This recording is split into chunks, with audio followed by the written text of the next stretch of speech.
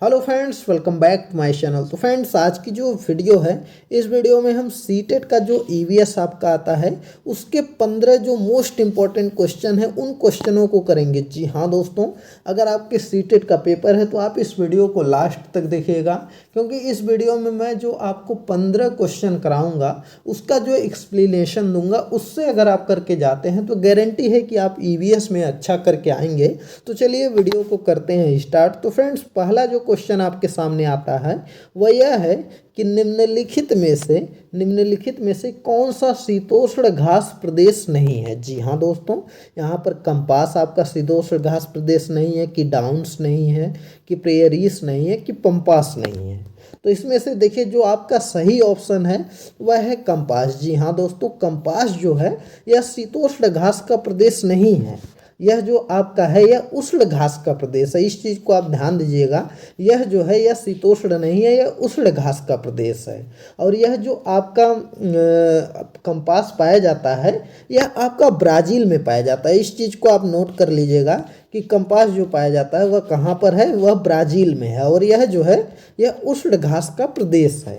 इसके अलावा जो यह तीन ऑप्शन आपके डाउन्स हो गया, प्रेयरीज हो गया और पंपास हो गया, यह जो आपका है यह शीतोष्ण का घास स्थल है। यह जो आपका प्रेयरीज पाया जाता है, यह जो तीसरा नंबर है प्रेयरीज जो आपका पाया जाता है, यह उत्तरी अमेरिका में पाया जाता है। इसके अलावा जो डाउन्स आपका पाया जाता है यह ऑस्ट्रेलिया में पाया जाता है। और जो आपका पंपास पाया जाता है यह अर्जेंटीना में पाया जाता है। तो इस चीज़ को आप नोट कर लीजिएगा, पंपास जो है अर्जेंटीना में आपका पाया जाता है, प्रेयरीज आपका जो है उत्तरी अमेरिका में पाया जाता है, और जो आपका यह डाउन्स है यह आपका जो है ऑस्ट्रेलिया में पाया जाता है। तो इस चीज़ को आप नोट कर लीजिएगा। चलिए अगला क्वेश्चन देखते हैं। तो अगला क्वेश्चन आपके सामने है कि 16 घास स्थल कहाँ पाए जाते हैं। जी हाँ दोस्तों, 16 घास स्थल कहाँ पाए जाते हैं? पश्चिमी घाट पर, पूर्वी घाट पर, हिमालय पर, कि विंध्याचल पर? तो इसका जो आंसर होगा वह होगा 16 घास स्थल जो है वह पश्चिमी घाट पर पाया जाता है। इंडिया में जो है कि यह पश्चिमी घास स्थल पे पाए जाते हैं। और फ्रेंड्स, इसके अलावा पूरे हिमालय पर नहीं पाया जाता, विंध्याचल, यह सब ऑप्शन गलत है। तो चलिए अगला क्वेश्चन हम देखते हैं। तो अगला क्वेश्चन जो आपका है कि निम्न में से कौन सा क्रम पारिस्थितिकीय तंत्र में ऊर्जा प्रवाह के संबंध में सही है? तो यहाँ पर आपको बताना है कि यह जो आपका दिया गया है उत्पादक, अपघटक, उपभोक्ता, इनमें से जो है जो यह चारों ऑप्शन है इनमें से कौन सा ऊर्जा प्रवाह का जो क्रम है वह सही है। तो यहाँ पर पहला ऑप्शन है उत्पादक, अपघटक, उपभोक्ता, दूसरा ऑप्शन है अपघटक, उपभोक्ता, उत्पादक, और तीसरा है उत्पादक, उपभोक्ता, अपघटक, और चौथा है उपभोक्ता, उत्पादक, अपघटक। तो यहाँ पर देखिए, जो सही ऑप्शन है वह पहले कोई भी चीज़ उत्पादित होती है तो पहला जो ऑप्शन होगा वह उत्पादक हो जाएगा, और उसके बाद जो है कि कोई खाएगा तो वह उपभोक्ता हो जाएगा, और उपभोक्ता जो खाता है वह अपघटक हो जाएगा। तो पहले क्या आएगा? पहले उत्पादक आएगा, फिर उपभोक्ता आएगा, और उसके बाद जो है वह अपघटक आएगा। तो इसका यह ऑप्शन हो जाएगा, ऑप्शन नंबर सी जो है इसका सही हो जाएगा। चलिए अगला क्वेश्चन देखते हैं। तो अगला क्वेश्चन आपका है कि निम्न में से कौन सा जैव मंडल का अजैविक घटक नहीं है? तो यहाँ पर बताना है आपको कि इनमें से कौन सा अजैविक घटक नहीं है। जैव मंडल में दो घटक पाए जाते हैं, एक जैविक घटक होता है, एक जो है कि अजैविक होता है। तो यहाँ पर ऑप्शन है प्रोटीन, मृदा, कवक, फास्फोरस। तो यहाँ पर देखिए, जो आपका प्रोटीन है यह भी आपका अजैविक घटक है, मृदा भी आपका अजैविक घटक है, फास्फोरस भी आपका अजैविक घटक है। लेकिन जो कवक होता है यह जो है कि आपका जैविक घटक होता है, तो इसलिए जो है कि यह आपका अजैविक घटक नहीं है। तो इसका ऑप्शन जो हो जाएगा वह सी ऑप्शन आपका सही हो जाएगा। चलिए इसके अलावा जो है कि हम अगला क्वेश्चन देखते हैं। अगला क्वेश्चन आपका है कि नीचे दिए गए पक्षियों में से कौन सी प्रजाति झटके से गर्दन पीछे करती है? बसंत गौरी, मैना, उल्लू, कौवा। तो इसमें से जो है कि झटके से अपनी गर्दन को पीछे कौन सी पक्षी करती है? तो झटके से जो अपनी गर्दन को पीछे करती है वह आपकी मैना है। जी हाँ दोस्तों, मैना जो पक्षी है यह आपकी गर्दन जो है कि झटके से पीछे करती है। तो इसका ऑप्शन बी वाला जो है सही हो जाएगा। चलिए अगला क्वेश्चन देखते हैं। तो अगला क्वेश्चन इसमें दिया गया है कि यहाँ पर कछुआ, घड़ियाल, यहाँ पर जो ऑप्शन आपका दिया गया है वह यह दिया गया है कि कछुआ, घड़ियाल और कौवा, बत्तख, मछली। तो इसमें से जो है कि आपको पूछा गया है कि इस सूची में निम्न में से कौन सा दूसरे से भिन्न है। घड़ियाल भिन्न है कि कछुआ भिन्न है, मछली भिन्न है कि कौवा भिन्न है। तो इसमें से पूछा गया है कि यह जो चारों ऑप्शन है इसमें से जो है कि अलग कौन सी चीज़ है जो यह ऑप्शन आपसे पूछा गया है। तो इसमें देखिए जो अलग ऑप्शन है वह है कौवा। जी हाँ दोस्तों, घड़ियाल आप जानते हैं पानी में रहता है, कछुआ भी आपका पानी में रहता है, मछली भी पानी में रहती है, लेकिन कौवा जो है वह पानी में नहीं रहता। तो इसका जो सही ऑप्शन हो जाएगा वह आपका ऑप्शन नंबर 4 हो जाएगा, कौवा। चलिए अगला क्वेश्चन देखते हैं।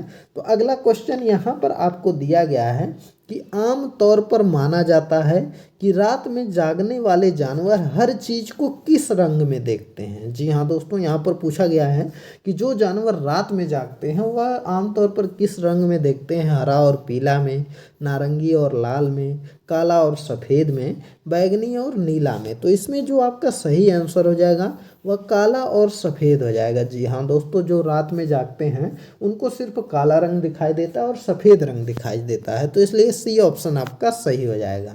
अगला क्वेश्चन चलिए देखते हैं। तो अगला क्वेश्चन आपका है कि नीचे दिए गए जीवों में से किनकी दृष्टि श्रेष्ठ होती है तथा वे मनुष्यों की तुलना में 4 गुनी अधिक दूरी की वस्तुओं को देख सकते हैं। तो इसमें 4 गुनी अधिक वस्तुओं को कौन देख सकते हैं, जल्दी ऑप्शन बताइए। मधुमक्खी, मच्छर, तितली, बांग, तेंदुआ, सांड, सांप, रेशम कीट, छिपकली, चील, गरुड़, गिद्ध। तो यहाँ पर जो सही ऑप्शन है वह है ऑप्शन नंबर डी, यानी कि चौथा ऑप्शन आपका सही है। जो आपका चील है, गरुड़ है, गिद्ध है, यह जो है कि 4 गुना अधिक जो है कि जितना हम लोग देखते हैं उससे 4 गुना ज़्यादा वह लोग देख सकते हैं। तो इसका ऑप्शन नंबर 4 सही हो जाएगा। चलिए इसके आगे का क्वेश्चन देखते हैं। तो अगला क्वेश्चन है घटपर्णी पौधा। जी हाँ दोस्तों, घटपर्णी पौधा क्या करते हैं उसके बारे में आपको बताना है। कीड़े मकोड़ों को आकर्षित करने के लिए उच्च तारत्व की ध्वनियाँ निकालते हैं। इनका जो है कि मुंह छोटी छोटी कटियों से ढका रहता है। भारत में नहीं पाए जाते हैं या मेढकों, कीड़ों मकोड़ों और चूहों को चालाकी से फंसाकर खा जाते हैं। तो इसमें घटपर्णी पौधा के बारे में कौन सा ऑप्शन सही है। तो इसमें जो सही ऑप्शन आपका है वह ऑप्शन नंबर 4 है। जो घटपर्णी पौधा होता है कि वह क्या करता है कि यह सुगंधित जो है कि सुगंधित गंध निकालता है, जिससे कि क्या होता है कि कीड़े मकोड़े हो गए या मेढक हो गए या चूहा हो गए, वह जो है कि उसके मुख पर पहुंच जाते हैं और जब उसके अंदर वह लोग सूंघते सूंघते जाते हैं तो वह उसको बंद कर लेता है। तो यही चीज़ इसमें कहा गया है कि जो मेढकों, कीड़ों मकोड़ों, चूहों को चालाकी से वह लोग सुगंध निकाल करके अपनी तरफ बुलाते हैं और चालाकी से उनको फंसा करके फिर खा जाते हैं। तो यह पौधा आपका घटपर्णी पौधा होता है। तो चलिए अगला क्वेश्चन हम देखते हैं।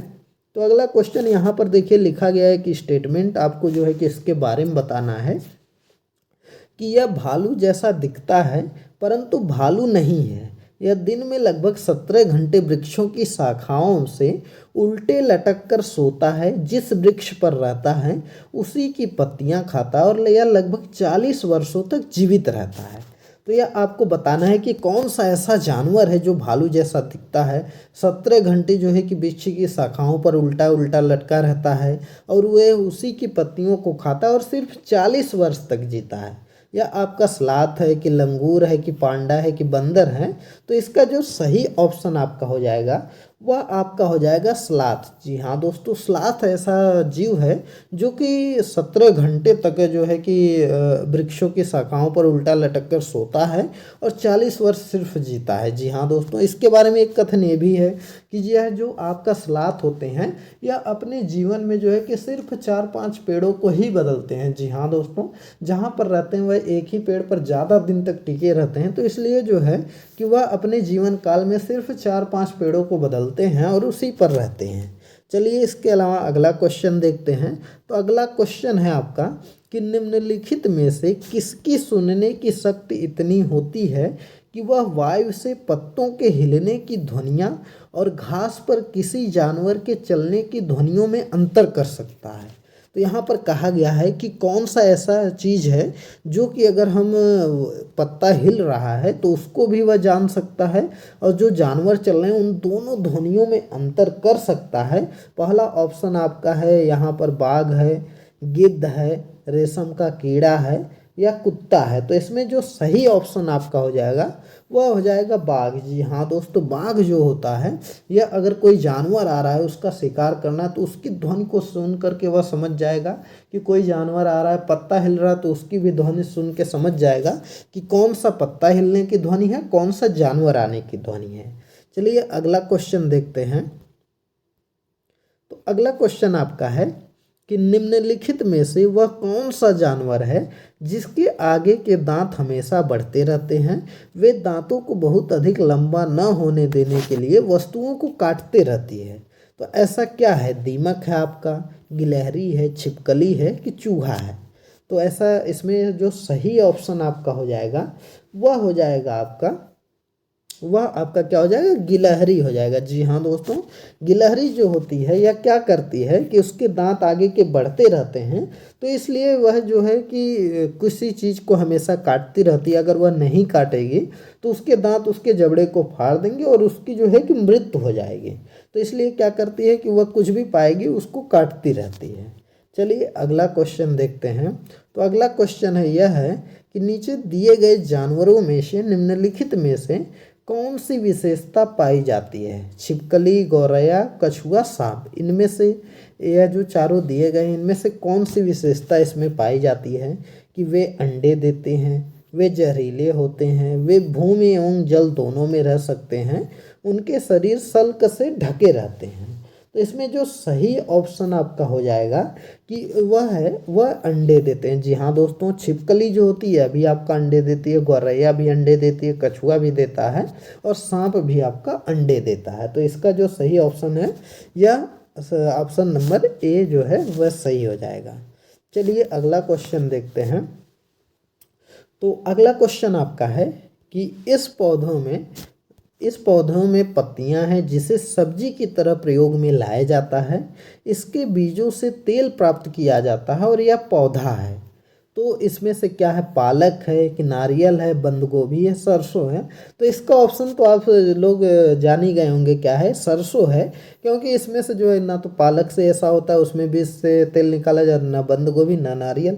तो इसमें जो सही ऑप्शन है वह है सरसों। जी हाँ दोस्तों, इसका सही ऑप्शन क्या है? सरसों। चलिए अगला क्वेश्चन देखते हैं।